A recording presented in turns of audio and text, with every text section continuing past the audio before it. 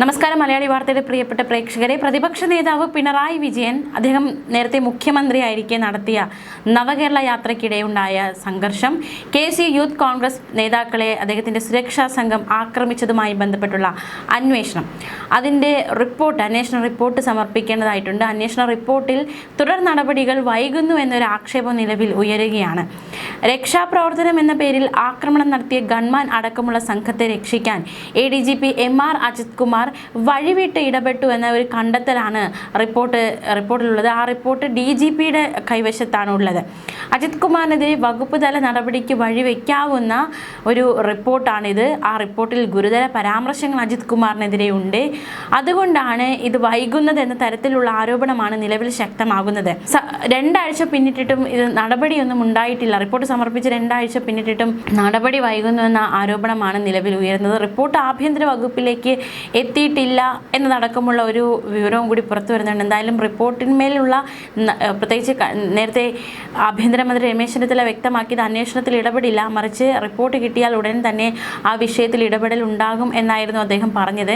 പക്ഷെ റിപ്പോർട്ട് അത് ആഭ്യന്തര വകുപ്പിലേക്ക് എത്തിയിട്ടില്ല എന്നാണ് വിവരം. നിലവിൽ ബെവ്കോ CMD ആയ അജിത് കുമാറിനെ ഈ മാസം 31-ന് DGP റാങ്കിലേക്ക് സ്ഥാനക്കയറ്റം കിട്ടാനിരിക്കുകയാണ്. അഗ്നിരക്ഷാസേന മേധാവി നിതിൻ അഗർവാൾ വിരമിക്കുന്നുണ്ട്. അദ്ദേഹത്തിന്റെ ഒഴിവിലേക്കാണ് അജിത് കുമാറിന് സ്ഥാനക്കയറ്റം കിട്ടുക. റിപ്പോർട്ടിന്റെ അടിസ്ഥാനത്തിലുള്ള നടപടി അതിനു മുൻപ് വന്നാൽ അജിത് കുമാറിന്റെ സ്ഥാനക്കയറ്റം മുടങ്ങും.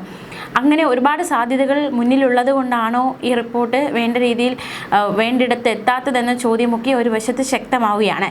സ്ഥാനക്കയറ്റം തടയുന്ന വിധത്തിലുള്ള നടപടികളിലേക്ക് സർക്കാർ കടക്കുമോ ഈ ഒരു റിപ്പോർട്ട് കിട്ടിക്കഴിഞ്ഞാൽ?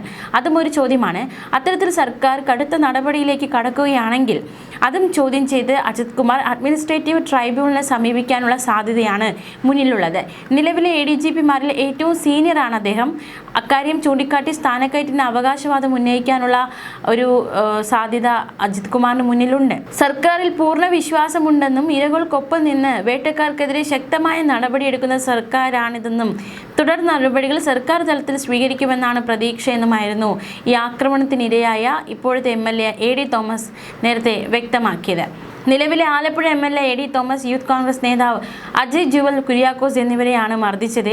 ഗൺമാൻ അടക്കമുള്ളവരെ രക്ഷിക്കാൻ അജിത് കുമാർ ഇടപെട്ട് കേസ് ഡയറി തിരുത്തി എന്നതടക്കമുള്ള ശക്തമായ ആരോപണം അജിത് കുമാറിനെതിരെ ഉയർന്നതാണ്.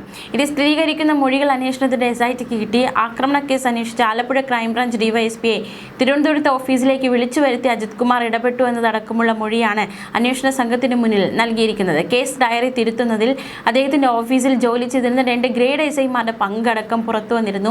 അന്നത്തെ മുഖ്യമന്ത്രിയുടെ ഓഫീസിൽ നിന്നുള്ള നിർദ്ദേശത്തിന്റെ അടിസ്ഥാനത്തിലാണ് അജിത് കുമാർ ഇടപെട്ടത് എന്നതടക്കമുള്ള സൂചനകൾ പുറത്തു വന്നതാണ്.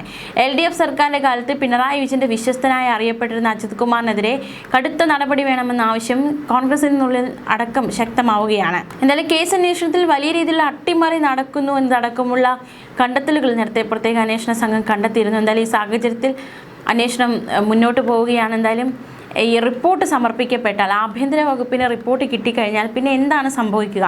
അജിത് കുമാറിനെതിരെ നടപടിയിലേക്ക് കടക്കുമോ എന്ന ചോദ്യം ഒരു വശത്ത് നിൽക്കുകയാണ്. നേരത്തെ ഈ കേസുമായി ബന്ധപ്പെട്ട് ആഭ്യന്തരമന്ത്രി രമേശ് ചെന്നിത്തലയോട് മാധ്യമങ്ങൾ ചോദ്യം ഉന്നയിച്ചിരുന്നു.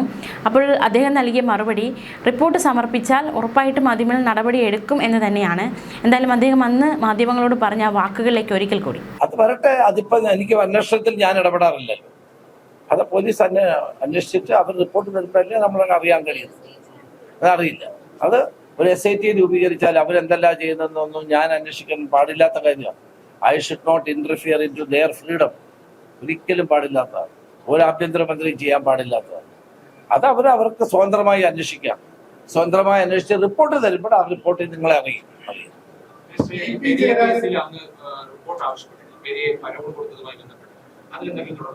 റിപ്പോർട്ട് കിട്ടിയിട്ടില്ല. അതിനെപ്പറ്റി എന്നോട് സംസാരിച്ചിരുന്നു. അന്നത്തെ ജയിൽ DGP സംസാരിച്ചിരുന്നു.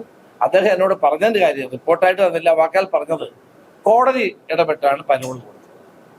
അപ്പൊ കോടതിയിൽ ഇനിയും വക്കീൽ മൗനം പാലിച്ചോ ഇല്ലയോ എന്നുള്ളത് എനിക്കറിയില്ല. ഏതായാലും കോടതി ഇടപെട്ടതാണ്, അല്ലാണ്ട് DGP കൊടുത്തല്ല എന്നാണ്, അല്ലെങ്കിൽ പോലീസ് ജയിൽ ഡിപ്പാർട്ട്മെന്റ് കൊടുത്തല്ലെന്നാണ് എന്നോട് പറഞ്ഞത്.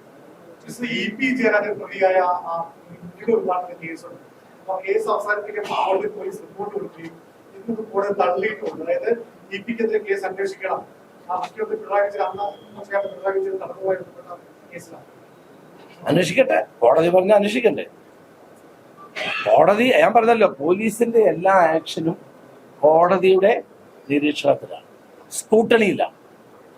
അതുകൊണ്ട് പോലീസ് ഈസ് കെയർഫുൾ. എല്ലാ കാലഘട്ടത്തിലും പോലീസ് കെയർഫുൾ ആകുന്നതിന്റെ കാര്യം എന്താ? പോലീസ് എടുക്കുന്ന എല്ലാ നടപടിയും കോടതിയുടെ സ്കൂട്ടണിക്ക് വിധേയമാണ്. IPC അല്ല പുതിയ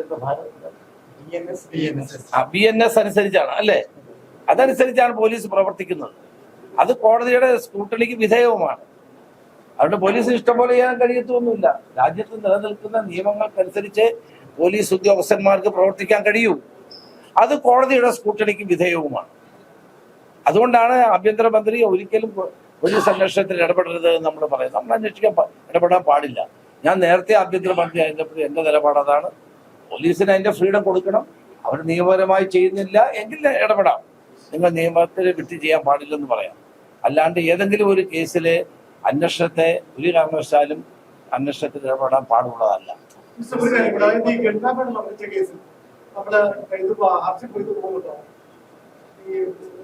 അതൊക്കെ SIT തീരുമാനിക്കേണ്ട കാര്യമാണ്. പോകണോ വേണ്ടയോ, ഇപ്പോഴത്തെ അന്വേഷണം തൃപ്തികരമാണോ, നിയമോപദേശം തേടണോ, അതൊക്കെ അവർ തീരുമാനിക്കണം.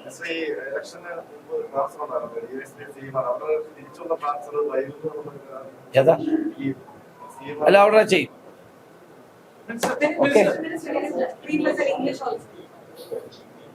The narcotic hunt is a mission for the narcotic hunt is കുഴപ്പമില്ല, ഇവിടെ വെച്ചാൽ മതി.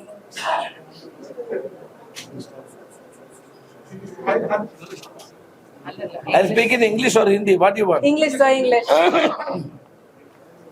The narcotic hunt is a mission for the narcotic hunt is a mission for the Kerala government in order to eradicate drugs menace from the state of Kerala. And there should be a coordinated effort from all the agencies to nab the culprits and to stop the selling and use of prohibited tobacco products as well as the drugs.